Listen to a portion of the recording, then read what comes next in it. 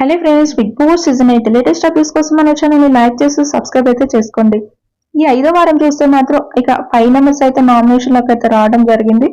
ఆ నెక్స్ట్ చూస్తే మాత్రం ఇక పవర్ అయితే యూజ్ చేసి నిఖిల్ అయితే నామినేట్ లోకి అయితే తీసుకురావడం జరిగిందనమాట. ఇలా నిఖిల్ అయితే ఈ వారం నామినేషన్ లోకి అయితే వచ్చేసారనమాట. మొత్తం 6 మెంబర్స్ అయితే నామినేషన్ అయితే ఉన్నారనమాట.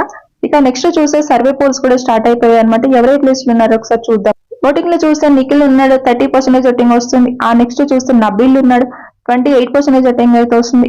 ఇక వీళ్ళిద్దరు కూడా టప్ అయితే ఇస్తున్నారు ఓటింగ్ లో చూస్తే. నెక్స్ట్ చూస్తే మణికంఠ ఉన్నాడు, 18% ఓటింగ్ అయితే వస్తుంది. చాలా మంది తనని నామినేట్ చేశారని అయితే న్యూస్ అయితే వస్తుంది అనమాట.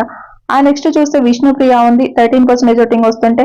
ఇక నెక్స్ట్ చూస్తే ఆదిత్య హోమ్ కి 6% ఓటింగ్ అయితే వస్తుంది, చాలా డేంజరస్. ఆ నెక్స్ట్ చూస్తే నైనిక 4% ఓటింగ్ అయితే వస్తుంది, చాలా చాలా డేంజరస్.